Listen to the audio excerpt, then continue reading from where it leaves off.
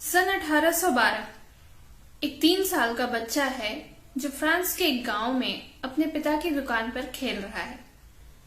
पिता चमड़े का काम करते हैं, चमड़े की बेल्ट, घोड़े की लगाम आदि बनाते हैं। बच्चे को कई बार हिदायत दी गई है कि ये औजार बच्चों के खेलने की चीज नहीं है। अब बच्चा ठहरा शरारती।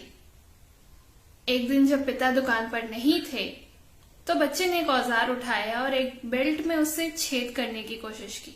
काफी जोर लगाया पर बेल्ट में छेद नहीं हुआ।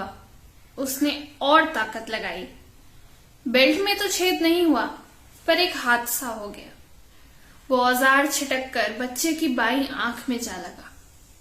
बच्चा दर्द से चिल्लाया, आंख से खून बहने लगा। माँ बाप दौड़े आए। गांव के आसपास कोई अस्पताल नहीं था तो उसे गांव में ही एक महिला को दिखाया जो जड़ी बूटियों से इलाज करती थी। उस महिला ने एक दवाई में कपड़ा डुबाकर उस कपड़े को बच्चे की आंख पर लगा दिया। उससे आंख तो ठीक नहीं हुई, उल्टा उस आंख में इन्फेक्शन हो गया। फैलते फैलते वो इन्फेक्शन बच्चे की दूसरी आंख में भी फैल गया। दोनों आंखों की रोशनी चली गई। कुछ साल बाद बच्चे की स्कूल जाने की उम्र हुई। बच्चा नॉर्मल बच्चों की तरह स्कूल जाना चाहता था, वहां जाकर खेलना, कूदना, पढ़ना चाहता था। यहाँ एक हमउम्र बच्चे ने उसका हाथ थामा। उसे वादा किया कि उसे रोज घर से लेकर स्कूल ले जाएगा। इस तरह बच्चा अपने दोस्त का हाथ थामे रोज स्कूल जाता, वहां टीचर्स की बातें सुनकर उन्हें याद कर लेता। उसे इस तरह पढ़ने में मजा आने लगा। बच्चा पढ़ या लिख नहीं सकता था, फिर भी सारे बच्चों में सबसे होशियार। उसकी लगन देखकर एक दिन स्कूल के प्रिंसिपल उसके पिता के पास आए और उसे पेरिस में the royal school for blind youth में भेजने के लिए सलाह दी। माँ बाप की अपनी आशंकाएं थीं। उन्होंने अपने दृष्टिहीन बच्चे को अपने से दूर करने से मना कर दिया, लेकिन बाद में प्रिंसिपल के काफी समझाने के बाद वो मान गए और इस तरह ये बच्चा एक नई ऊर्जा लेकर पेरिस पहुंचा। यहाँ बच्चे को एक नई दुनिया मिली। कुछ किताबें थीं जो ब्लाइंड बच्चों के लिए थीं।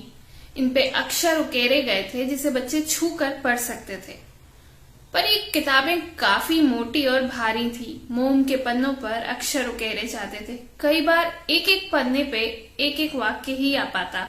बच्चे जब तक वाक्य के आखिरी अक्षर तक पहुंचते वे पहला अक्षर भूल जाते। इस तरह पढ़ाई में काफी मुश्किलें थी। एक दिन स्कूल में एक रिटायर्ड सैन्य अफसर आए। सेना में रहते हुए उन्होंने सैनिकों के गुपचुप तरीके से संदेश भेजने के लिए एक राइटिंग सिस्टम बनाया था। इस राइटिंग सिस्टम में कुछ खास पैटर्न्स में डॉट्स उकेरे जाते जिन्हें छूकर पढ़ा जा सकता था। इस तरह बिना रोशनी के या बिना आवाज किए सैनिक एक दूसरे को अपनी बात कह सकते थे, लेकिन सैनिकों को ये सीखने में काफी मुश्किल हो रही थी। तो ये राइटिंग सिस्टम सैनिकों के काम तो नहीं आया, तो उस अफसर ने सोचा कि क्यों ना शायद इससे ब्लाइंड बच्चों की कुछ मदद हो सके। वो ये राइटिंग पैटर्न लेकर स्कूल पहुंचे। सीखने में ये काफी मुश्किल था, जिससे बाकी बच्चों ने तो हाथ खड़े कर दिए, लेकिन हमारी कहानी का जो ये किरदार है ये पूरी लगन से उसे सीखने में जुटा रहा। न सिर्फ सीखने में जुटा रहा बल्कि उसे आसान बनाने की भी तरह तरह से कोशिशें करता रहा। उसने सिस्टम में नंबर्स जोड़े, साइंस जोड़े और डॉट्स के पैटर्न को कुछ इस तरह अल्टा पलटा जिससे बाकी बच्चों को सीखने में आसानी हो। जब भी उसे फुर्सत मिलती वो इन डॉट्स को सुलझाने में उलझ जाता। करीब 2 साल की कोशिशों के बाद उसने एक ऐसा राइटिंग सिस्टम बना लिया जो ब्लाइंड बच्चों के पढ़ने के लिए आसान था। वो इसे लेकर अपने स्कूल के डायरेक्टर के पास गया। डायरेक्टर ने पहले टेस्ट करना चाहा। डायरेक्टर ने सारे बच्चों के सामने एक अखबार पढ़ा।